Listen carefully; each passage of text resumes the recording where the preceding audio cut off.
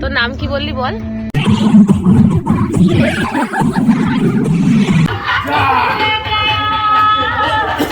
The next day. Hello good morning everyone. আজকে last day, তো আজকে 26শে জানুয়ারি, আর লাস্ট ডে এর থেকে ভালো কিছু হতে পারে না। আমাদের কাছে মেমোরেবল থাকবে বিকজ আমরা একদিন ঘুরতেও এসেছি, প্লাস যেখানে ঘুরতে এসেছি সেই জায়গায় এত ভালোভাবে সারাদিন সকাল থেকে যে গান চলছে এখনো পর্যন্ত, মানে এর থেকে ভালো ফিল 26শে জানুয়ারি কিছু হতে পারে না। জানি না এখানে পতাকা উত্তোলন কোথাও হয় কি না। তার দুদিন ধরে আমি শুধু পতাকা নিয়ে 2-3 জনকে শুধু সমুদ্রের ধারে ঘুরতে দেখেছি। এবার দেখাই তোমাদেরকে আজকে সকাল থেকে কি গান চলছে, চলো বাই। বেশিক্ষণ গান চালালে আবার কপিরাইট খেয়ে যাবো, তার জন্য আর গান চালাতে পারলাম না, আর তার জন্য দুঃখিত আমি। বাট হ্যাঁ, 26শে জানুয়ারি সকালটা এরকম হলে কিন্তু মন্দ হয় না কারোর, তাই না? তাও আর মন্দারমণিতে নিজেও সেলিব্রেট করলাম। আর তারপরে সকালে ব্রেকফাস্ট হোটেল থেকে করে এসে চলে আসলাম বিচের ধারে হোটেলে কাঁকড়া আর পমফ্রেট খেতে। মুখে লেগে আছে। আর এই বাচ্চাটাকে দেখো, হোটেলের মালকিন নাকি।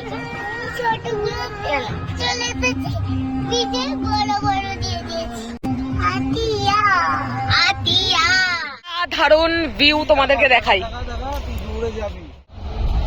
Just look at the view, guys. গল্প করতে করতে দুজনেই যে কখন মোহনায় চলে এসেছি সেটাই আমরা খেয়াল করিনি।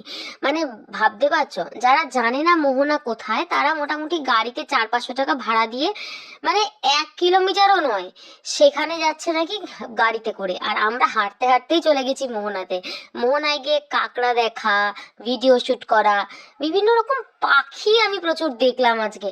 মানে লিটারালি এত পাখি, শুধু মানুষজন যাচ্ছে বলে উড়ে আরেক জায়গায় গিয়ে দল বাজছে, শুধু এইটুকুই আমি দেখলাম। আমার এত ভালো লাগছে। আমি তোমাদের একটা জিনিসই রিকমেন্ড করব, যদি কেউ খুব নিজের মতো করে টাইম স্পেন্ড করতে চাও নিজের প্রিয় মানুষটির সঙ্গে না, তাহলে মন্দারমণি, তাজপুর এই বিচগুলোতেই আসো। দীঘা পুরীতে তো ফ্যামিলির সঙ্গে যাওয়াই যায়, কিন্তু এরকম জায়গায় যেতে গেলে কাপেল বা সিঙ্গেল যদি নিজস্ব মোমেন্ট ক্রিয়েট করতে চাও, তাহলে বলবো মন্দারমণি বা তাজপুরেই আসো। কারণ এর থেকে ভালো জায়গা তুমি সিঙ্গেল লাইফ লিড করার মতো পাবে না। যাই হোক, তোমাদের ব্যাপার, তোমরা কোথায় ঘুরতে যাবে। আমার তো বেশ ভালো লেগেছিল। আর তারপরে একটু রিলস শুট করে চলে আসলাম সমুদ্রের থেকে দূরে আবার হোটেলে। কোথায়? সুইমিং পুলে। কারণ সুইমিং পুল ছাড়তে আমার বরের মন চায় না। আর নাচানাচি করছিল, কান্নাকাটি করছিল, লাফালাফি করছিল প্রচুর, যে সুইমিং পুলে গিয়ে নাচানাচি করবে। আমি জানি না সুইমিং পুলের মধ্যে কি ভালো লেগেছে। তারপরে আমি নেমে ভাবলাম ঠিক আছে, একটু নাচানাচি করি, হয়তো আমারও ভালো লাগবে।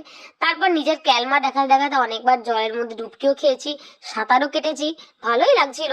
বাট স্টিল সমুদ্র ইজ বেস্ট। তারপরে ভাবলাম দুজন মিলে কিছু মোমেন্ট ক্যাপচার করি। And A few moments later. তারপরে আমি নিজেরও ক্যাপচার করার চেষ্টা করলাম, ফটো বা ভিডিও।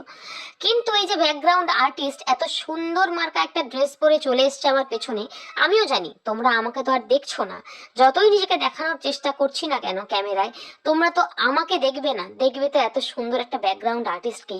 একদম লাল পরি হয়ে চলে এসেছিল, বলো দেখছো আমাকে কেউ দেখবে না।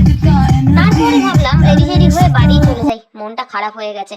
কি আর করব, কেউ তো আমাকে আর পাত্তা দেবে না। তারপরে এই পুচকিটার নাচই দেখলাম, তোমাদেরকেও দেখালাম। দেখো কত এনার্জেটিক, পড়ে যায় তারপরেও আবার নাচানাচি করে। খুব সুন্দর একটা, মানে কি বলবো, ওয়েল মেনটেন চাইল্ড। লিটারেলি এত ভালো কথা বলে, এত সুন্দর আর কিউট, কি বলবো। অ্যান্ড দেন কিছু রোমান্টিক মোমেন্টস তো ক্যাপচার করলামই আমরা, তার ছাড়াও ফানি মোমেন্টস ক্যাপচার না করলে কি আর আমাদের লাইফস্টাইল দেখানো যাবে? We both are funny. ওর যে ফানি কার্যকলাপ, মানে ও অনেকবার চেষ্টা করেছে অলরেডি শাহরুখ খান স্পেশাল যে সিগনেচার করতে, সমুদ্র ওকে সঙ্গ দেয়। তো কিছু করার নেই, ওর সমুদ্রের হয়ে আমি তোর কাছে সরি চেয়ে নিলাম। ওই অবস্থা আমাদের বাড়ি আসতে হয়েছে। হ্যাঁ, তবে কিছু কিছু ভালো মোমেন্টস আমরা স্লো মোশনে ক্রিয়েট করেছি, আর সেগুলো কিন্তু স্ট্যাটাসে ইভেন স্টোরিতেও দিয়েছি, আর ইউটিউবেও পোস্ট করেছি শর্টসে, চেক করে। তারপর আর কি, বাড়ি আসার পালা না। মন ভরা কষ্ট, বুক ভরা ভালোবাসা আর প্রচুর প্রচুর প্রচুর স্মৃতি কালেক্ট করে আমরা ফাইনালি বাড়ির উদ্দেশ্যে রওনা দিলাম। তোমাদেরকে একটাই কথা বলার, ভিডিওটা ভালো লাগলে লাইক, শেয়ার, সাবস্ক্রাইব করে দিও, কারণ নতুন ভিডিও কিন্তু আবারও আসতে চলেছে।